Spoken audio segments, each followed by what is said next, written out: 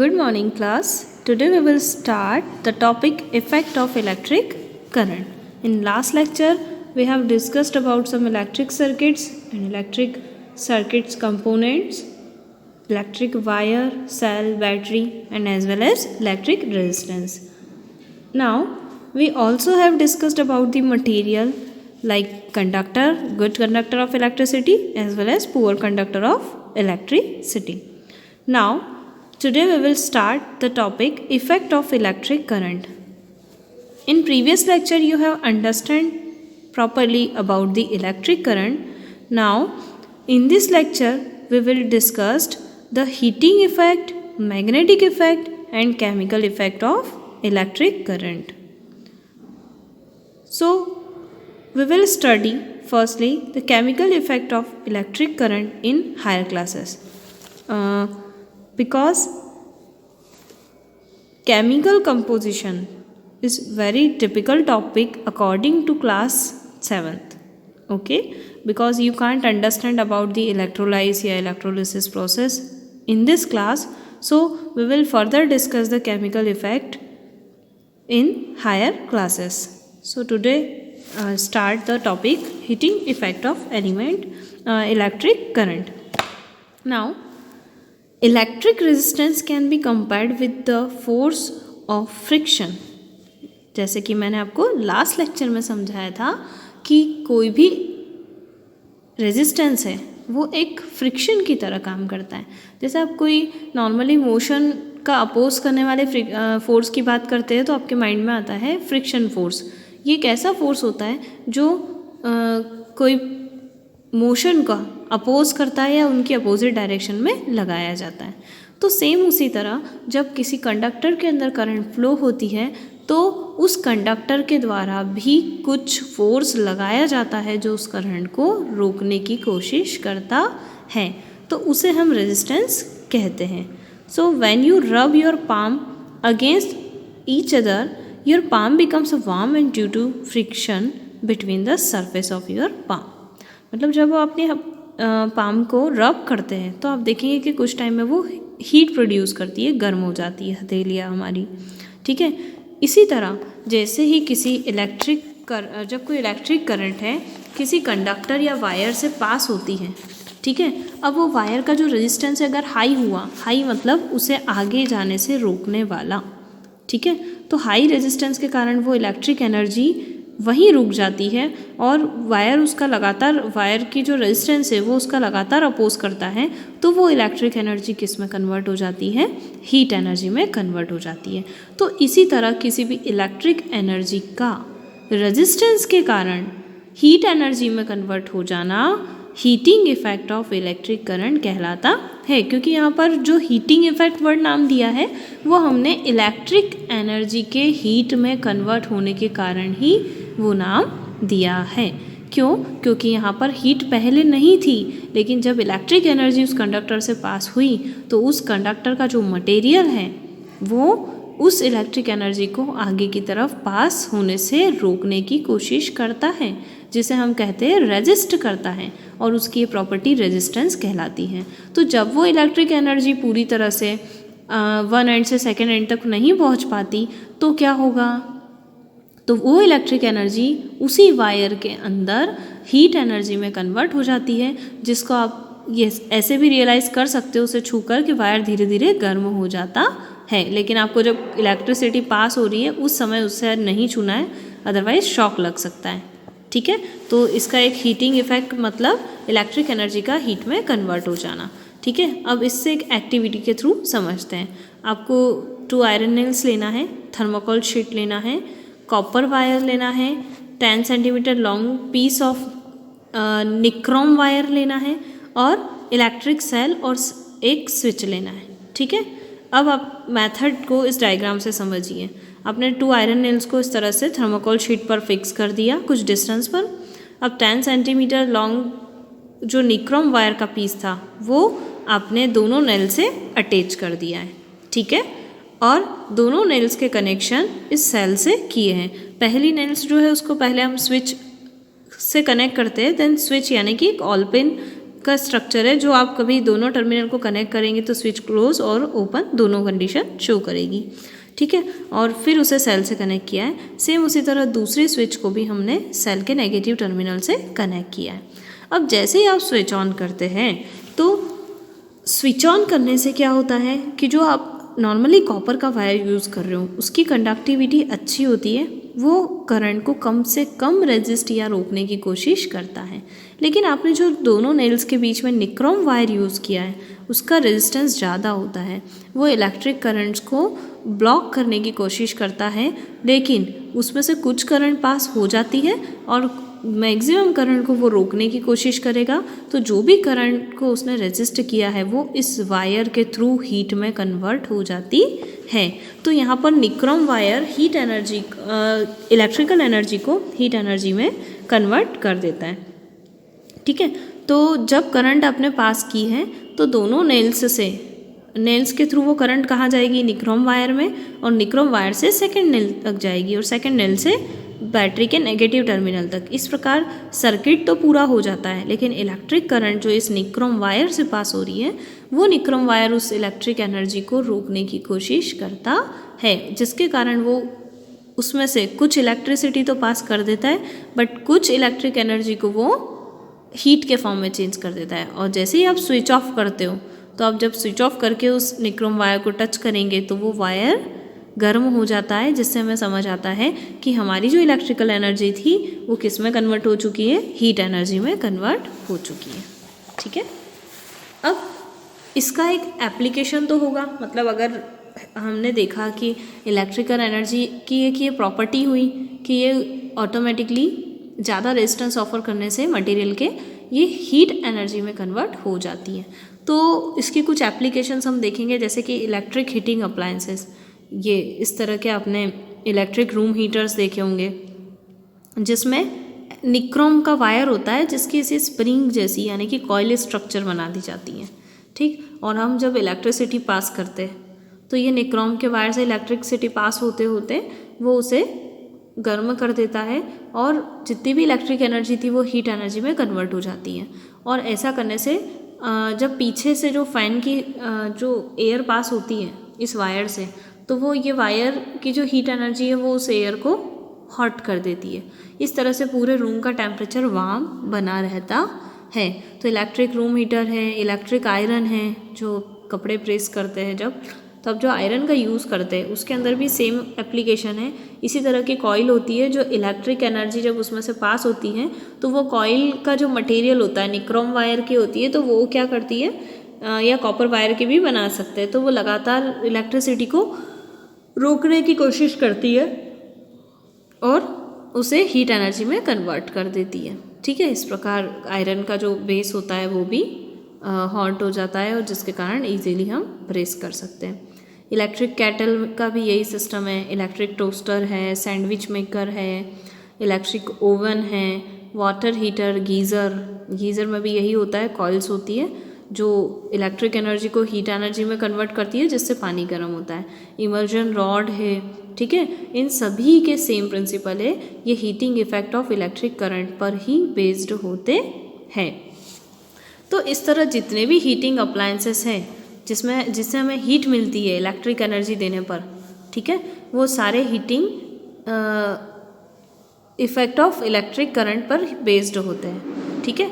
और जितने भी ऐसे अप्लायंसेस हैं जिनके अंदर ऐसा वायर यूज़ हो रहा है जिन्हें हम कॉइल कहते हैं, ठीक है, ये वायर एक स्पेशल टाइप का मटेरियल है, जैसे मैंने आपको कहा निक्रोम वायर, ठीक है। तो ये वायर ऐसा होता है जिनका रेजिस्टेंस ज़्यादा होता है, जो करंट को कम से कम पास करने दें, और कम से कम पास करने से क्या होगा, सर्किट भी ब्रेक नहीं होगा और जो ज़्यादा से ज़्यादा करंट थी उसे वो हीट में कन्वर्ट कर देगा। तो ऐसे वायर को हम कहते हैं हीटिंग एलिमेंट, ठीक है, क्योंकि ये हमारे हीटिंग इफेक्ट को बहुत अच्छे से शो करते हैं। जो निक्रोम अलॉय के होते हैं, जैसे कि निक्रोम अलॉय मतलब जिसके अंदर आयरन भी हो जाए, निकिल हो, क्रोमियम हो, मैग्नीशियम हो, वो, ठीक है। जब करंट पास होती है किसी भी इलेक्ट्रिक हीटिंग अप्लायंसेस से, तो ज़्यादा से ज़्यादा अमाउंट की जो हीट प्रोड्यूस होती है इस हीटिंग एलिमेंट में, जिसके कारण ये हीटिंग एलिमेंट आपको रेड कलर के दिखाई देते हैं। जब बहुत ज़्यादा हीट इमिट होगी तो वो हीट किस में कन्वर्ट हो जाती है, लाइट में, यानी कि हम यहाँ पर कहीं ना कहीं एनर्जी का कन्वर्ज़न पढ़ रहे हैं कि इलेक्ट्रिक एनर्जी को जब बहुत ज़्यादा पास किया और इलेक्ट्रिक एनर्जी जब वायर से फ्लो नहीं हो पाती तो रेजिस्टेंस ऑफर करने के कारण वो वायर उस इलेक्ट्रिक एनर्जी को हीट एनर्जी में कन्वर्ट कर देता है। और जब हीट एनर्जी बहुत ज़्यादा बढ़ जाए तो वो लाइट में कन्वर्ट हो जाती है। तो आप देखेंगे कि ये वायर में से जब हीट एनर्जी ज़्यादा से ज़्यादा बनना शुरू हो जाती है तो इस वायर का जो कलर है मतलब वो लाइट प्रोड्यूस करने लग जाता है, जो रेड कलर की लाइट वो प्रोड्यूस करता है और रेड कलर का दिखाई देता है। ठीक है, जब आप आयरन को भी हीट करते हैं तो आपने देखा होगा रेड कलर दिखाई देता है।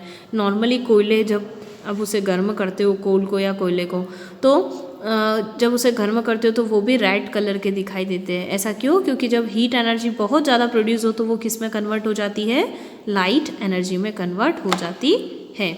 ठीक है, तो इलेक्ट्रिक रूम हीटर जो आप रूम को वार्म करने के लिए यूज़ करते हो उनका टेम्परेचर भी ज़्यादा होने से उनकी रॉड्स या वायर रेड कलर के दिखाई देते हैं। सेकेंड एप्लीकेशन है आपकी electric bulb. Electric bulb is used for the producing light, works on the principle of heating effect of electric current, because same we use a filament which is made by tungsten metal, and these tungsten metal shows the high resistance of electricity, and when electric current pass through this tungsten metal it resists the electric current and converts in the form of heat. Okay, so this filament or coiled structure is made by tungsten metal, and the heating effect of electric current shows by the specially filament of the bulb। यानी कि bulb के अंदर जो थीन wire होता है जिसमें से electric current pass होती है उसे हम फिलामेंट कहते हैं। एक कॉइल्ड शिप वायर होता है, बहुत पतली सी कॉइल होती है और ये कॉइल टंगस्टन मेटल की बनी होती है। टंगस्टन मेटल की प्रॉपर्टी ये है कि ये हाई रेजिस्टेंस शो करती है, ये करंट को रोकने की कोशिश करती है। इस तरह जब करंट आगे की तरफ पास नहीं हो पाता, कुछ ही पार्ट उसका आगे पास हो पाएगा, अदरवाइज वो ज़्यादा से ज़्यादा करंट को हीट के फॉर्म में कन्वर्ट कर देगी। तो heating effect of electric current पर बेस्ड होता है ये बल्ब। और इस तरह जब ज़्यादा से ज़्यादा हीट प्रोड्यूस करती है वो फिलामेंट, तो जब फिलामेंट ज़्यादा हीट प्रोड्यूस करेगा तो वो किस फॉर्म में चेंज हो जाएगी? हीट एनर्जी लाइट के फॉर्म में, और इस तरह से बल्ब ग्लो करता हुआ दिखाई देगा। और बल्ब ग्लो करेगा यानी कि ज़्यादा से ज़्यादा लाइट रेज पूरे रूम में ब्राइटनेस फैलाएगी या उजाला देगी। ठीक है, तो ये एक बहुत अच्छा कंसेप्ट था और एप्लीकेशन थी जो हमारे लिए बहुत यूज़फुल है। बल्ब का यूज़ हम लोग काफ़ी टाइम से करते आ रहे हैं। ठीक है, उसी तरह the wastage of electricity can be reduced by fluorescent tube light and the compact fluorescent lamps CFLs। अब आपने देखा होगा कि ये जब फिलामेंट से करंट पास होती है तो ज़्यादा से ज़्यादा करंट कंज्यूम कर ली जाती है और उसे हीट के फॉर्म में चेंज किया जाता है। उस केस में हमने देखा है कि इलेक्ट्रिसिटी का कंजप्शन ज़्यादा से ज़्यादा होता है, और ज़्यादा से ज़्यादा होने के कारण हमारे घरों में जब बल्ब यूज़ किए जाते हैं तो इलेक्ट्रिसिटी का जो बिल होता है वो ज़्यादा पे करना पड़ता है, क्योंकि जितना कंजप्शन होगा उतना ज़्यादा आपका इलेक्ट्रिसिटी बिल आएगा। तो उसको सेव करने के लिए मार्केट में नए प्रोडक्ट्स भी आपने देखे होंगे जिन्हें आपने फ्लोरोसेंट ट्यूबलाइट भी कहा है ना, जो बिल्कुल वाइट उजाला देती है, आपको वाइट ब्राइटनेस होती है जिसकी, क्योंकि बल्ब की आपने देखा होगा थोड़ी सी येलोइश होती है। ठीक है, उसी तरह कॉम्पैक्ट फ्लोरोसेंट लैम्प्स, यानी कि पहले ट्यूबलाइट्स यूज़ होती थी जो काफ़ी लेंथ में बड़ी है, अब उस चीज़ को और उतनी ही पावर के हम लोग कॉम्पैक्ट साइज़ के लैम्प यूज़ करते हैं CFL, जो आपने देखे हैं, जिसे हम कॉम्पैक्ट फ्लोरोसेंट लैम्प्स भी कहते हैं, जो लाइट तो प्रोड्यूस करते हैं बट ये जो heating effect of electric current है, ठीक है, उस पर वर्क नहीं करते। क्योंकि उस वर्क में क्या होता था, आपने देखा है कि ज़्यादा से ज़्यादा लाइट एनर्जी जो थी इलेक्ट्रिक एनर्जी जो थी वो हीट में कन्वर्ट होती थी, उस केस में इलेक्ट्रिसिटी का बहुत ज़्यादा कंजप्शन होता था। तो यहाँ पर हमने उस कंजप्शन को बचाने के लिए ही तो CFL बनाए हैं, इसलिए ये इस heating effect of electric current पे वर्क नहीं करते। इनके अंदर कोई फिलामेंट नहीं होता, जैसे बल्ब के अंदर होता है ना, वैसा इसमें फिलामेंट नहीं होता। यहाँ पर इलेक्ट्रिसिटी वेस्ट नहीं होती है और ये बहुत पावरफुल और इफ़िशियंट लाइट प्रोड्यूस करते हैं। ठीक है, यानी कि एक CFL पूरे रूम में लाइट देने के लिए सफिशिएंट होता है। इसका अनदर एडवांटेज भी ये है कि CFLs जो होते हैं उनके फिक्स्ड और ऑर्डिनरी बल्ब होल्डर्स होते हैं। मतलब आप नॉर्मली इलेक्ट्रिक बल्ब के जो होल्डर होते थे उसमें भी आप CFL को अटैच कर सकते हो। यहाँ पर आपको कोई अलग से इसको ग्लो करने के लिए अरेंजमेंट करने की ज़रूरत नहीं है, सिंपली बल्ब जैसे फिट होते हैं वहाँ पर आप इसे फिट कर सकते हो। ठीक है, बट आजकल CFL से भी एडवांस LED बल्ब का यूज़ किया जा रहा है। ठीक है, क्योंकि LED बहुत अच्छी इलेक्ट्रिकल एफिशिएंसी देती है। ठीक है, और एज़ कम्पेयर टू इस फ्लोरोसेंट बल्ब के कंपैरिजन में, क्योंकि LEDs का जो ब्राइटनेस होती है वो होती अच्छी खासी है, लेकिन हमारी जो आँखें हैं उस पर भी इफ़ेक्ट नहीं पड़ता है उसका, और बहुत प्लीजेंट बोल सकते हैं अच्छा उजाला देती है। ठीक है, जिसकी एक्स्ट्रा ब्राइटनेस भी नहीं होती और ना बहुत ज़्यादा डिम होता है। ठीक है, डिम होगा तो भी हमारी आंखों पर इफ़ेक्ट पड़ता है और एक्स्ट्रा ब्राइटनेस का भी हमारी आंखों पर इफ़ेक्ट पड़ता है। ठीक है, before buying any electrical appliances, अब आप मार्केट में जब कुछ भी बल्ब, ट्यूबलाइट, ये CFLs या कोई भी इलेक्ट्रिकल अप्लायंसेस जब खरीदने जाते हैं, ठीक है, तो हमेशा आप ISI मार्क वाला ही खरीदें, क्योंकि ISI क्या है, एक इंडियन स्टैंडर्ड ब्यूरो है जिन्होंने स्टैंडर्ड साइज़ फिक्स कर रखी है किसकी, जब आप उस बल्ब को किसी होल्डर में डालते हैं। ठीक है, तो CFLs लाएंगे या इलेक्ट्रिक बल्ब्स लाएंगे या LED बल्ब्स लाएंगे, सभी के लिए जो होल्डर साइज़ है वो फिक्स है। तो ऐसा जो इंडियन स्टैंडर्ड ब्यूरो है उन्होंने कुछ इलेक्ट्रिकल अप्लायंसेस की एक स्टैंडर्ड मेंटेन करके रखा है।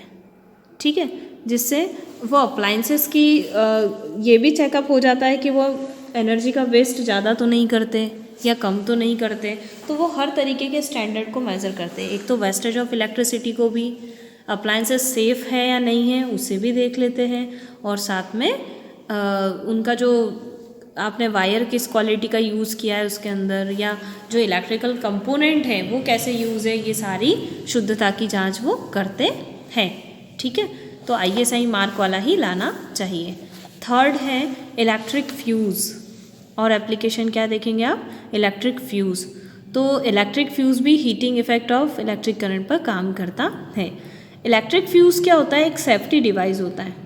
ठीक है, जब बहुत एक्सेसिव करंट फ्लो होती है सर्किट के अंदर, तो ये जो फ्यूज़ वायर होता है ये मेल्ट हो जाता है और ऑटोमेटिकली सर्किट को ब्रेक कर देता है, जिसके कारण कई सारे इलेक्ट्रिक अप्लायंसेस डैमेज होने से बच जाते हैं। हमारे घरों में जो इलेक्ट्रिसिटी आती है, ठीक है, वो एक फिक्स्ड वोल्टेज पर आती है, लेकिन बाय चांस जब इलेक्ट्रिसिटी के वोल्टेज बहुत ज़्यादा बढ़ जाते हैं, जब उनकी पावर बढ़ जाती है, तो ऐसा करने से हमारे जितने भी अप्लायंसेस घरों में यूज़ हो रहे हैं, जैसे कि फ़ैन है, TV है, फ्रिज है, ये सभी भी फिक्स्ड वोल्टेज पर वर्क करने के अकॉर्डिंग बनाए हुए हैं। जो हम डेली हमारे घर में करंट आती है उसके अकॉर्डिंग इन्हें भी बनाया गया है।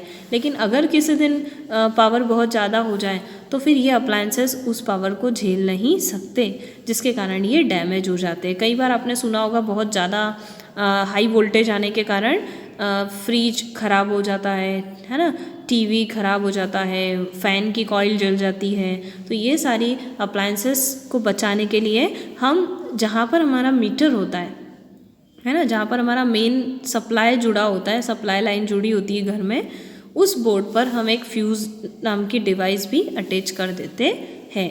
जनरली फ्यूज़ क्या करता है, जब हाई अमाउंट ऑफ करंट जैसे ही एंटर करती है तो हमारे घर के सारे अप्लायंसेस में जाने से पहले वो करंट उस फ्यूज़ वायर में से पास होती है, और जब करंट की वैल्यू ज़्यादा होती है तो फ्यूज़ वायर ऑटोमेटिकली मेल्ट हो जाता है या फिर सर्किट को ब्रेक कर देता है। और ब्रेक करने से क्या होगा, जो हाई अमाउंट करंट है वो अप्लायंस तक नहीं जा पाती और अप्लायंसेस को या हमारे घर के पूरे इलेक्ट्रिक सर्किट को हम सेव कर सकते है। और ये फ्यूज़ वायर भी heating effect of electric current पर ही बेस्ड होता है। फ्यूज़ वायर क्या होता है, एक थीन वायर होता है, ठीक है। जनरली हम टीन और कॉपर का अलॉय यूज़ करते हैं, यानी कि मिक्स्ड फॉर्म यूज़ करते हैं, जिसका मेल्टिंग पॉइंट बहुत कम है, यानी कि इसमें थोड़ा सा भी ज़्यादा करंट गई तो ये जल्दी से ज़्यादा करंट होगी तो वो हीट में कन्वर्ट हो जाएगी, और हीट हो जाएगी तो ये मेल्ट हो जाएगा। इसका मेल्टिंग पॉइंट बहुत कम होता है। ये सीरीज़ में कनेक्ट होता है इलेक्ट्रिकल सर्किट के, मतलब जब करंट घर में आ रही है सारे अप्लाइंसेस तक और सारे रूम्स तक, जब सर्किट डिवाइड होता जा रहा है उससे पहले ही ये अटैच कर दिया जाता है। जब एक्सेसिव करंट इसमें से फ्लो करती है तो ये थीन वायर है, ये बहुत ज़्यादा हीट के कारण मेल्ट हो जाता है, ब्रेक हो जाता है, जिसके कारण इलेक्ट्रिक सर्किट रुक जाता है, इलेक्ट्रिक सर्किट स्टॉप हो जाएगा करंट फ्लो करना, और कई सारे डैमेज होने से अप्लाइंसेस बच जाते हैं। और जब फ्यूज़ वायर मेल्ट हो जाता है तो बहुत सिंपली हम दूसरे वायर को अटैच कर देते हैं। जैसे यहाँ समझा रखा है कि नॉर्मल इलेक्ट्रिक करंट आ रहा है तब हमने फ्यूज़ वायर कैसे कनेक्ट किया हुआ है, देखिए आप सीरीज़ में कनेक्ट है, और जब तक और उसके बाद हम बल्ब यानी कि दूसरे अप्लाइंसेस ऐड करते हैं, और जब हाई करंट इसमें से जैसे ही फ्लो होगी तो फ्यूज़ वायर ब्रेक हो जाएगा, तो वो बल्ब जो था वो भी सेफ रहेगा, ठीक है, और पूरा आगे लगने वाले सारे अप्लाइंसेस उसमें सेफ रहेंगे। Now do not investigate an electric fuse connected to a main circuit. Visit an electric repair shop and replace the burn out of fuse with a new ones. मतलब आप इलेक्ट्रिक फ्यूज़ को main circuit से जुड़ा होता है ना, इसलिए उसको इन्वेस्टिगेट नहीं करना चाहिए। अगर आपको देखना हो तो आप इलेक्ट्रिक रिपेयर शॉप पर जाइए, ठीक है, और सीधा सीधा उसे रिप्लेस करवा कर जो जला हुआ फ्यूज़ है उसे हटाकर नया फ्यूज़ लगा दीजिए, ठीक है। अब आपको बहुत इंटरेस्टिंग चीज़ बताते हैं कि पहले के टाइम पर ये फ्यूज़ वायर यूज़ किया जाता था, लेकिन आजकल हम MCBs का यूज़ कर रहे हैं, ठीक है। आपने अपने मीटर बोर्ड के पास में जहाँ पर मेन लाइन कनेक्ट होती है वहाँ पर आपने MCB देखा होगा। MCB का मतलब होता है मिनिएचर सर्किट ब्रेकर्स। ये फ्यूज़ वायर की तरह काम करता है, ये भी हाई या लार्ज अमाउंट ऑफ करंट घर में आने से रोकता है ताकि हमारे सारे अप्लाइंसेस हैं वो सेफ रहे, ठीक है। तो ये आजकल फ्यूज़ की जगह ही यूज़ किया जा रहा है।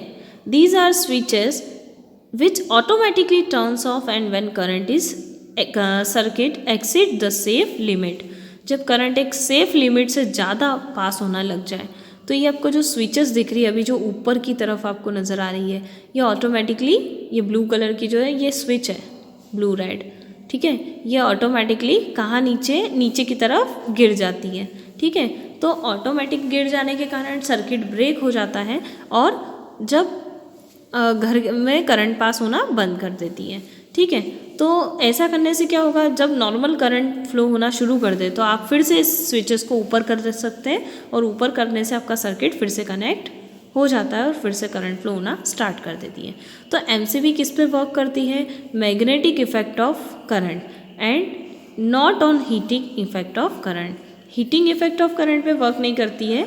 मैग्नेटिक इफेक्ट मतलब क्या होता है कि जब excess amount of current flow होती है तो इसके अंदर एक स्प्रिंग अरेंजमेंट होता है और जिससे स्विच ऑटोमेटिकली अट्रैक्ट होकर नीचे की तरफ गिर जाती है, ठीक है। When the fault in the circuit has been set right, MCB can be reset in on position. जब कोई फॉल्ट है या एक्सेस करंट है वो आना बंद कर दे तो हम फिर से इसे ऊपर की तरफ खींचकर ऑन पोजीशन में ले आते हैं और फिर से हमारा सर्किट कंप्लीट हो जाता है। तो जैसे फ्यूज़ वायर था, ठीक है, उसको आप केवल एक बार ही यूज़ कर पा रहे थे, जब वो बर्न हो जाता है और या फिर ब्रेक हो जाता है तो आपको फिर से नया फ्यूज़ वायर लगाना पड़ता है, ठीक है। तब तक के लिए आपकी लाइट घर की बंद रहती है, इलेक्ट्रिसिटी पास नहीं हो पाती, ठीक है। और जब मिनिएचर सर्किट ब्रेकर के साथ ये कंडीशन होती है तो नॉर्मली स्विच ऑफ हो जाती है और आप एट अ टाइम या कुछ टाइम के बाद उसे फिर से ऊपर करिए तो स्विच चालू हो जाती है और इलेक्ट्रिक सर्किट वर्क करना शुरू कर देता है। तो इस तरीके से इससे बार बार रिप्लेस करने की ज़रूरत नहीं होती जैसा हम फ्यूज़ वायर में करते हैं। सिंपली ये ऑफ हो जाती है, थोड़े टाइम के बाद हम इसे ऑन कर लेते हैं और सर्किट वर्क करता है, ठीक है। तो इसे भी खरीदने से पहले आपको ISI मार्क देखना चाहिए। ठीक है, क्योंकि ये MCB भी गुड क्वालिटी के होना चाहिए। ये हमारे पूरे घर के सर्किट को सेफ रखते हैं, इसलिए इन्हें हमें ISI मार्क वाला देखकर ही खरीदना चाहिए। Now causes of excessive flow of electric current. अब हमने कहा कि बहुत ज़्यादा करंट फ्लो हो जाती है तो सर्किट बर्स्ट हो जाते हैं, है ना, और अप्लाइंसेस सारे डैमेज हो जाते हैं जिसके कारण हम फ्यूज़ लगाते हैं। तो यहाँ पर हम कुछ ऐसे कारण देखेंगे कि किसके कारण करंट का एक्सेसिव फ्लो होता है। तो एक्सट्रीमली लार्ज करंट जब फ्लो करती है हाउस होल्ड सर्किट के अंदर तो वो दो तरह की प्रॉब्लम जनरेट होती है, शॉर्ट सर्किट और ओवरलोडिंग। ठीक है, शॉर्ट सर्किटिंग में क्या होता है कि जो हम केबल वायर यूज़ करते हैं, ठीक है, इलेक्ट्रिक सर्किट के अंदर वो वायर जो होते हैं और केबल्स होते हैं वो 3 कनेक्शन में होते हैं, मतलब 3 लाइन होती है जिसे हम लाइव वायर, न्यूट्रल वायर और अर्थ वायर बोलते हैं। ठीक है, तो जब सडन फ्लो होता है लार्ज अमाउंट ऑफ करंट का तो वो डायरेक्ट कांटेक्ट किससे करता है, लाइव वायर से और न्यूट्रल वायर से। ठीक है, जिसके कारण शॉर्ट सर्किटिंग हो जाती है, क्योंकि लाइव वायर और ये जो है लाइव वायर और न्यूट्रल वायर है उससे कनेक्शन हो जाएगा दोनों का। तो ये एक तरह की ऐसी प्रॉब्लम हो जाएगी कि जिस रास्ते से करंट आ रही है उसी रास्ते से करंट जाना शुरू कर देगी, जिसके कारण 2 पाथ, कभी भी सिंगल पाथ पे 2 काम नहीं हो सकते करंट का आना और जाना।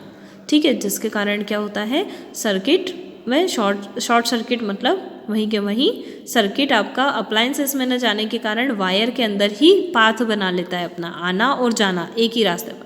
तो ऐसा करने से क्या होता है, सर्किट या जो वायर है वो बर्स्ट हो जाते हैं।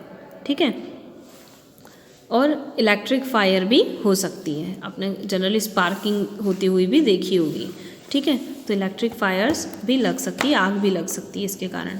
ओवरलोडिंग में क्या होता है कि देखो आपको यहाँ इमेजेस से समझा रखा है कि कई बार ऐसा होता है कि एक सिंगल सॉकेट है जहाँ से इलेक्ट्रिसिटी आपको मिल रही है। अब वो सिंगल सॉकेट के अंदर आपने कई सारे अप्लायंसेस लगा रखे हैं। ठीक है, तो ऐसा करने से क्या होता है, एक अकेला सॉकेट सफिशिएंट नहीं होता है करंट प्रोवाइड करने के लिए। ठीक है, इसके कारण लार्ज अमाउंट ऑफ करंट की रिक्वायर्ड होती है। और हाउस होल्ड वायरिंग के अकॉर्डिंग जितने भी सॉकेट्स गिवन होते हैं या जितने भी स्विचेस या सॉकेट्स दिए होते हैं उनमें किसके अकॉर्डिंग कितनी करंट कंजप्शन होगा उसके अकॉर्डिंग ही उसे बनाया जाता है। यानी आप एक सॉकेट में एक ही अप्लायंसेस को कनेक्ट कर सकते हैं, लेकिन कुछ लोग ऐसा करते हैं कि सिंपल स्विच वो प्लग ना लगाते हुए बहुत सारे वायर को मर्ज करके 2-3 अप्लायंसेस एक ही सॉकेट के अंदर चला लेते हैं। उस केस में अकेला सॉकेट उतने करंट की डिमांड को पूरा नहीं कर पाता है और उसके ऊपर ओवरलोडेड वर्क होने लग जाता है। तो वही ओवरलोडेड होने के कारण जब करंट पूरी तरह से सर्किट में फ्लो नहीं कर पाएगी तो क्या होगा, तीनों अप्लायंसेस के अंदर जो करंट होगी वो सफिशिएंट नहीं है, तो उसके कारण वो वहीं के वहीं वायर को हीट कर देगी और ओवर हीटिंग होना शुरू हो जाएगा इलेक्ट्रिक वायरिंग के अंदर। यानी कि करंट तो प्रॉपर नहीं पहुंच पाएगी अप्लायंसेस के अंदर जो आपने एक ही सॉकेट में कनेक्ट किए, बट उन अप्लायंसेस के जो वायर होते हैं उनमें हीट बढ़ जाती है और उसी करंट की जो इलेक्ट्रिक एनर्जी है वो हीट एनर्जी में कन्वर्ट हो जाती है और जिसके कारण वायर का जो ऊपर का इंसुलेशन है वो भी मेल्ट हो जाता है और कई बार ज़्यादा हीट से वायर भी ख़राब हो जाते हैं। ठीक है, तो कभी कभी बहुत ज़्यादा लंबे टाइम तक अगर आप ओवरलोडिंग की कंडीशन रखते हैं तो इलेक्ट्रिक फायर भी लगती है। सेकेंड है आपका magnetic effect of electric current. Magnetic effect यानी कि जैसे आपने हीटिंग इफेक्ट में देखा था कि इलेक्ट्रिक एनर्जी का किस में कन्वर्ट हो जाना, हीट के फॉर्म में, हीटिंग इफेक्ट कहलाता है। तो यहाँ पर कुछ जो इफेक्ट होगा वो मैग्नेट पे शो किया जाता है। कैसे कि जब किसी इलेक्ट्रिक जो मटेरियल है या फिर बोल सकते हैं नॉर्मली कंडक्टर या वायर में से जब भी इलेक्ट्रिक करंट पास होती है तो उस वायर के आसपास कौन सी फील्ड जनरेट हो जाती है, मैग्नेटिक फील्ड। इसी इफेक्ट को हम मैग्नेटिक इफेक्ट ऑफ करंट कहते हैं। मतलब जब कोई वायर है या नॉर्मली कोई भी अप्लायंसेस आप यूज़ कर रहे हो, जब किसी भी छोटे से छोटे कंडक्टर के अंदर करंट फ्लो होना स्टार्ट होगी तो वो कंडक्टर के आसपास आप मैग्नेटिक फील्ड को सेंस करना देखेंगे जब आप और ये आपको कैसे पता चलेगा कि किसी भी वायर के आसपास करंट फ्लो करने से मैग्नेटिक फील्ड जनरेट होती है, तो इसको आप मैग्नेटिक कंपास की हेल्प से देख सकते हैं। मैग्नेटिक कंपास मतलब एक इस तरह का बॉक्स आता है, छोटा सा सर्कुलर बॉक्स होता है जिसके अंदर मैग्नेटिक निडल लगी होती है और वो निडल मैग्नेट की बनी होती है और नॉर्थ साउथ डायरेक्शन में ही रुकती है। तो ये मैग्नेटिक कंपास डिवाइस होती है एक मैग्नेट पर बेस्ड, और जब आप किसी करंट कैरिंग कंडक्टर के पास इस मैग्नेटिक कंपास को लेकर जाते हैं तो ये मैग्नेटिक कंपास की जो निडल है वो मैग्नेट की होती है और उसके कारण वो डिफ्लेक्ट यानी कि अपनी पोजीशन से दोनों ओर वाइब्रेट होना शुरू कर देती है। डिफ्लेक्ट होना मतलब बार बार मोशन करती है, जिससे हमें ये पता चलता है कि उस वायर के आसपास मैग्नेटिक फील्ड आ गई है। ठीक है, और इसी को हम मैग्नेटिक इफेक्ट ऑफ करंट कहते हैं। ए डेनिश साइंटिस्ट हैन क्रिस्टियन ऑरेस्टेड, ये सबसे पहले पर्सन थे जिन्होंने ये डिफ्लेक्शन नोटिस किया था कि जब किसी वायर के अंदर करंट फ्लो हो रही है तो उसके बाहर मैग्नेटिक कंपास के अंदर डिफ्लेक्शन आना शुरू हुआ।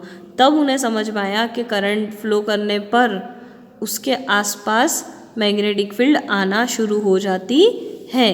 और मैग्नेटिक फील्ड का मतलब होता है, जैसे आपने नॉर्मली किसी मैग्नेट को देखा होगा कि जब वो रखा हुआ है और उसके आसपास कोई आयरन पिन्स या रख दी जाती है तो वो उन्हें तुरंत अट्रैक्ट कर लेता है, यानी कि उस मैग्नेट के आसपास कोई इनविजिबल मैग्नेटिक लाइन्स है जो हमें दिखाई नहीं दे रही है, लेकिन वो अपने आसपास आने वाले मैग्नेटिक आयरन के किसी ऑब्जेक्ट पर फोर्स लगाती है।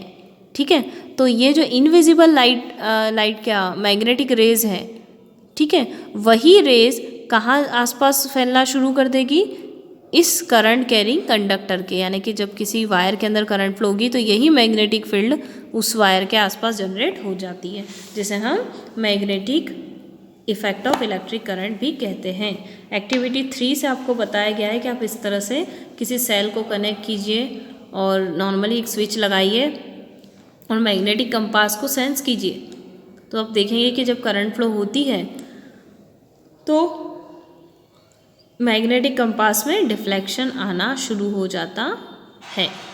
ठीक है, जब स्विच ओपन है तो कोई डिफ्लेक्शन नहीं आ रहा, और जब स्विच क्लोज की है यानी करंट फ्लो होना शुरू हुई तो निडल का डिफ्लेक्शन होना शुरू कर देता है, जो आपको magnetic effect of electric current show करता है। अब इसका भी कोई उपयोग था, हमें पता चल चुका है कि किसी कॉइल के अंदर करंट फ्लो करने से उसके आसपास कौन सी फील्ड आती है, मैग्नेटिक फील्ड आती है। तो इसका भी हमने एक एप्लीकेशन बनाया जिसे हम कहते हैं इलेक्ट्रोमैग्नेट। मतलब जैसे अभी आपने heating effect of electric current का कई सारे यूजेस देखे ना, आपने कई सारे अप्लाइंसेस अपन ने बनाए, जैसे कि बल्ब है, इलेक्ट्रिक रूम हीटर है, इमर्जन रॉड है, वाटर हीटर है, आयरन है, ऐसे कई सारे डिवाइसेस हैं। सेम उसी तरह मैग्नेटिक इफेक्ट पर भी एक डिवाइस बनी होती है, जिसे हम सबसे पहले समझने से पहले इलेक्ट्रोमैग्नेट के बारे में समझेंगे, फिर हम उस डिवाइस के बारे में समझेंगे। तो इलेक्ट्रोमैग्नेट क्या होता है, एक टेम्परेरी मैग्नेट होता है। टेम्परेरी मैग्नेट मतलब आप जनरली एक वायर लीजिए और उसकी कॉइल बना लीजिए। ठीक है, कॉइल बनाकर, कॉइल कैसे बनाई जाएगी, एक सॉफ्ट आयरन रॉड लेकर उसके आसपास कॉपर वायर को लपेट दीजिए। ऐसा करने से आपने एक इंसुलेटेड कॉपर वायर को किसी सॉफ्ट आयरन पे लपेटने से एक प्रॉपर कॉइल बना ली है।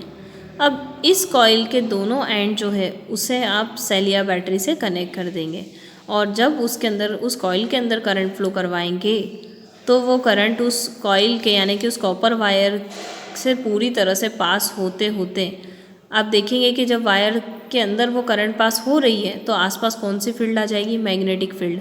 उस केस में वो कंप्लीट कॉइल एक मैग्नेट की तरह काम करती है, वो मैग्नेटाइज हो जाती है जब तक उसमें करंट फ्लो होती है। और उस केस में किसी भी आप आयरन ऑब्जेक्ट को उसके पास लेकर आते हैं तो वो आयरन ऑब्जेक्ट को अट्रैक्ट करना शुरू कर देती है, क्योंकि मैग्नेटिक फील्ड आ गई, यानी कि वो पूरी कॉइल मैग्नेट की तरह वर्क करना शुरू कर रही रहती है। ठीक है, तो जो मैग्नेटिज्म होता है इलेक्ट्रोमैग्नेट का, वो सिर्फ कब तक होता है, जब तक उसमें करंट फ्लो हो रही है। जैसे ही आप उस कॉइल के अंदर करंट फ्लो करना बंद कर देते हो तो मैग्नेटिक फील्ड जनरेट होना भी बंद हो जाती है। ठीक है, तो ये हमारे लिए काफ़ी अच्छा एप्लीकेशन है कि जब हमारे पास मैग्नेट नहीं है तब भी हम किसी ऑब्जेक्ट को अट्रैक्ट कर सकते हैं, और वो किसकी हेल्प से? इलेक्ट्रोमैग्नेट की हेल्प से। इलेक्ट्रोमैग्नेट मतलब ऐसे मैग्नेट जो रियल में मैग्नेट नहीं है, टेम्परेरी मैग्नेट है, जो किससे बनाए जा रहे हैं? जब हम किसी कॉइल के अंदर करंट फ्लो करते हैं तब वो कॉइल मैग्नेट की तरह वर्क करने लग जाती है, और करंट फ्लो करना बंद कर दिया तो कॉइल का मैग्नेट की तरह वर्क होना भी बंद हो जाता है। ठीक है, अब इलेक्ट्रोमैग्नेट की स्ट्रेंथ कैसे बढ़ा सकते हो आप? तो आपको और अच्छा स्ट्रॉन्ग मैग्नेट बनाना है जो दूर तक की आयरन ऑब्जेक्ट को खींच कर ले आए।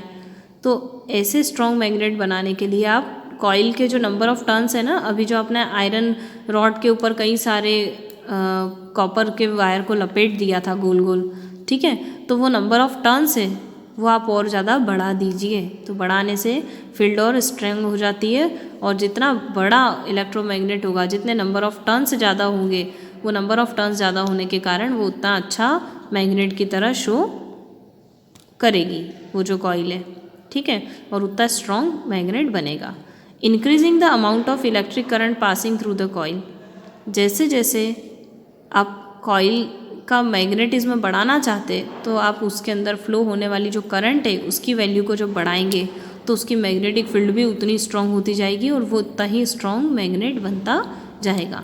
करंट कम फ्लो करेंगे तो वो लो स्ट्रेंथ का मैग्नेट बनेगा, और ज़्यादा फ्लो करेंगे तो वो अच्छी स्ट्रेंथ का मैग्नेट बनेगा। इलेक्ट्रोमैग्नेट के एडवांटेज क्या है परमानेंट मैग्नेट के कंपैरिजन में? देखो, परमानेंट मैग्नेट थोड़े से भारी होते हैं, जिन्हें हम किसी भी डिवाइस में लगाएंगे तो उस डिवाइस का वेट बढ़ जाता है। ठीक है, जबकि इलेक्ट्रोमैग्नेट क्या होते हैं? हल्के भी होते हैं, सिर्फ कॉइल को लपेट कर ही बनाए जा सकते हैं। मैग्नेटिज्म इलेक्ट्रोमैग्नेट का हमारे हाथ में होता है कि हमें कब कब उसको मैग्नेट की तरह रिएक्ट करवाना है और कब कब नहीं करवाना है। परमानेंट मैग्नेट लगातार मैग्नेटिज्म शो करते हैं, चाहे वो रखे हुए हैं साइड में, चाहे सर्किट में यूज़ हो रहे हैं। जबकि इलेक्ट्रोमैग्नेट में जब हम स्विच ऑन करेंगे, करंट फ्लो होगी, तब वो मैग्नेट की तरह काम करेगा, और जब करंट फ्लो नहीं होगी तो मैग्नेट की तरह काम नहीं करेगा। यानी स्विच ऑन और ऑफ पोजीशन पे ही हम उसे मैग्नेटिज्म की तरह रिएक्ट करवा सकते हैं, है ना। जबकि परमानेंट मैग्नेट में ऐसा पॉसिबल नहीं है, वो तो रखे हुए वर्क में है या नहीं है, दोनों ही केस में वो अपना मैग्नेटिज्म शो करते हैं। दूसरा है electromagnet is stronger than permanent magnet. Electromagnet जो होता है ना, उनकी मैग्नेटिज्म यानी कि किसी भी आयरन ऑब्जेक्ट को खींच कर लाने की जो पावर है, फोर्स होता है, वो ज़्यादा अच्छा होता है as compare to permanent magnet में। इसीलिए हम आजकल डिवाइसेस में परमानेंट मैग्नेट लगाने से बेटर है कि हम इलेक्ट्रोमैग्नेट का यूज़ कर रहे हैं। यूज़ ऑफ इलेक्ट्रोमैग्नेट क्या क्या यूज़ है? तो इलेक्ट्रोमैग्नेट का यूज़ होता है मोटर उसमें, जो कि मोटर में जो फैंस और ड्राइव्स चलते हैं, मिक्सर ग्राइंडर में, वॉशिंग मशीन में, ठीक है, क्रेन्स में, ताकि वो मैग्नेट जब लगे होते हैं क्रेन्स के अंदर, ताकि वो मैग्नेट की हेल्प से बड़ी बड़ी मशीनों को उठा सके, कैरी करवा सके, क्योंकि वो स्ट्रॉन्ग मैग्नेट है ना, यानी कि वो आयरन ऑब्जेक्ट को अच्छे से खींच कर रखते हैं। तो ऐसा करने से बड़ी बड़ी मशीनों को उठाने में इसका उपयोग किया जाता है। बड़े बड़े गिर्डर्स हैं, स्टील गिर्डर्स हैं, स्क्रैप आयरन ऑब्जेक्ट है, यानी कि जो टूटा फूटा बस या ट्रैक्टर का चेचिस होता है, बॉडी होती है, ऐसे भारी भारी लोहे का, चाहे वो स्क्रैप का मान लो, स्क्रैप मतलब अटाला या वेस्ट प्रोडक्ट, ठीक है, या फिर काम की मशीनें हो सारी, उसे उठाने में इसका उपयोग किया जाता है।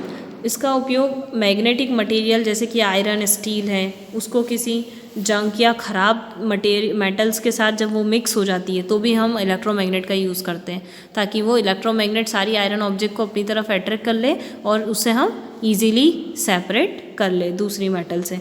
ठीक है, डॉक्टर के द्वारा भी यूज़ किया जाता है। डॉक्टर के द्वारा इसलिए यूज़ किया जाता है कि मान लो हमारी आइज़ के अंदर कोई आयरन आर्टिकल चला गया है, छोटा सा आयरन का पार्टिकल जा चुका है अंदर, तो वो आँखों में बहुत चुभन देता है और निकल नहीं पाता है।